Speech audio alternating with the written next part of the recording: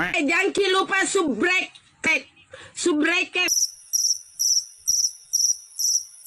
subreker, suker ya, suker.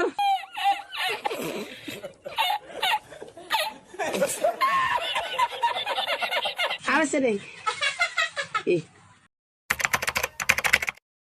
Mari memulai dengan ini. Revisi Undang-Undang KPK yang sekarang bukanlah upaya pertama melemahkan agenda pemberantasan korupsi. Manuver politik sering dilakukan para elit yang kepentingannya terganggu KPK. Koruptor memang tak pernah kehabisan cara, mereka tak pernah kehabisan jurus. Berkali-kali mereka gagal, namun kali ini upaya itu semakin berbahaya dan sangat mungkin berhasil. Proses revisi Undang-Undang KPK kali ini cacat secara prosedural. Dilakukan diam-diam dan tersembunyi tanpa melibatkan KPK sama sekali, apalagi mendengarkan khalayak. Bahkan dengan gagah DPR mengatakan kami tidak butuh masukan publik. Semakin absurd ketika DPR memaksakan hari-hari terakhir masa tugasnya untuk menyelesaikan revisi Undang-Undang KPK. Mereka yang kerap bersengketa, rutin bertengkar, terbiasa perang mulut, tiba-tiba serentak dan kompak berkata iya kepada revisi Undang-Undang KPK. Wajar jika kita curiga. Terlalu kentara cara-cara kasar mereka.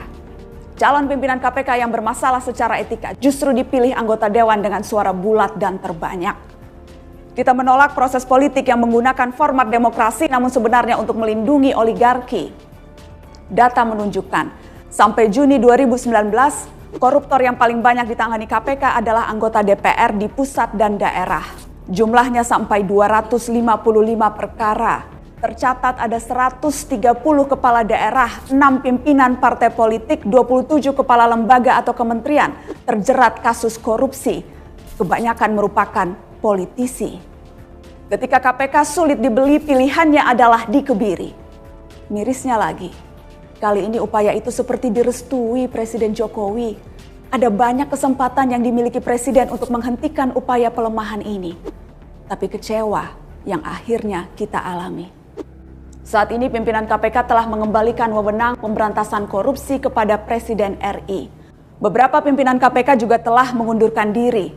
Masyarakat, kelompok profesional dan akademisi beramai-ramai membuat petisi. Dan inilah yang paling berbahaya dari korupsi, ketika rakyat tidak percaya pemimpinnya sendiri. Kita semua perlu bukti bahwa politik tidak abai dan tuli. Kita menuntut mereka yang dipilih dengan suara tidak berlagak lupa menggunakan mata dan telinga. Langit memang terlihat kian mendung, badai semakin kencang merundung. Basa-basi rasanya tidak diperlukan lagi. Krisis sudah jelas terpampang hari-hari ini. Mungkin saja kita memang akan kalah, tapi kita bukan pecundang yang pasrah, yang sudah gantung sepatu sebelum pertandingan, yang menunduk dalam-dalam sebelum peluit panjang. Kita tidak rela melempar handuk ke lantai karena kita belum sudi melihat KPK terberai.